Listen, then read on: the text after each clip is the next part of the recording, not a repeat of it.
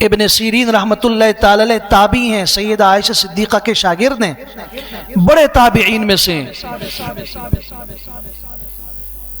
یہ نکلے باہر، اور اللہ نے اس امت کے اندر خوابوں کی تعبیر کا سب سے بڑا علم جو دیا امت میں، یہ آج تک جو منتقل ہوا ہے وہ ابن سیرین رحمۃ اللہ تعالی علیہ سے ہے۔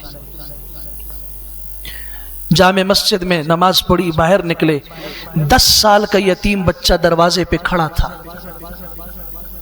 اس کی حالت بتا رہی تھی، اس کے کپڑے بتا رہے تھے کہ اس کی کفالت کرنے والا کوئی ہے نہیں۔ اس سے پوچھا، اس نے بتایا کہ میں ایک یتیم ہوں۔ تو ہماری طرح کا یہ معاملہ نہیں کہ یتیم ہے تو ٹھیک ہے، بہت ہوا تو 5-10 روپے دے دیے۔ میں شریعت کا مزاج آپ کو بتا رہا ہوں۔ ابن سیرین فرماتے ہیں اس سے اتحب ان یکون امام المسلمون اباک، کیا تم چاہتے ہو کہ جو مسلمانوں کا امام ہے اس وقت وہ تمہارا باپ ہو، وہ تمہاری کفالت اختیار کرے اور تمہارے تمام ذمہ داریاں اپنے کندھوں پہ اٹھا لے؟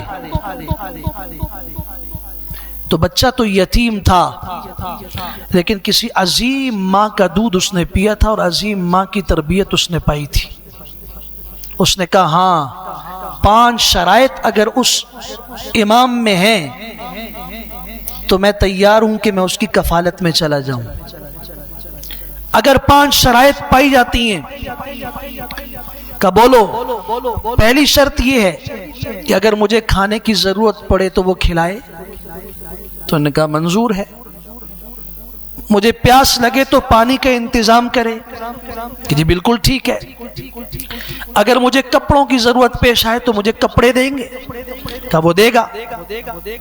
اگلا سوال کیا اگر میں بیمار ہو جاؤں تو وہ مجھے شفا دے گا، علاج نہیں،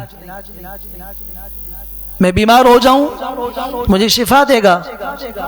ابن سیرین خاموش ہو گئے، شفا تو اللہ کی ذات دے سکتی ہے، 5ویں شرط رکھو۔ اس نے کہا کہ اگر مجھے موت آ جائے تو میری موت کے بعد وہ مجھے دوبارہ زندہ کر دے، یا میری موت کے وقت کو ٹال کے مؤخر کر دے، مجھے موت سے بچا لے۔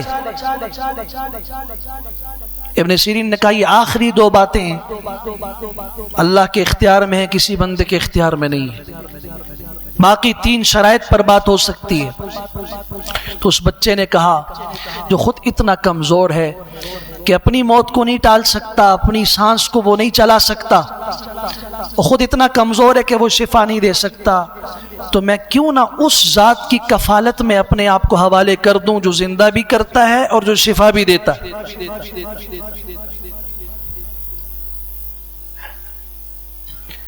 ادھر سے بھی استغنا کا معاملہ۔ کچھ مائیں بڑی عظیم ہوتی ہیں، یہ ضروری نہیں ہے، یتیم ہونا کوئی عیب نہیں ہے، کوئی عار نہیں ہے، کوئی نقص نہیں ہے، یہ تو اللہ کا فیصلہ ہے کہ کسی کا باپ لے لیا، کسی کی ماں لے لی، کسی کے دونوں لے لیے، یہ کوئی عیب کی بات نہیں ہے۔ عیب تو یہ ہے کہ اس امتحان کے اندر وہ بچہ ناکام ہو جائے۔ یتیمی بھی ایک امتحان ہے۔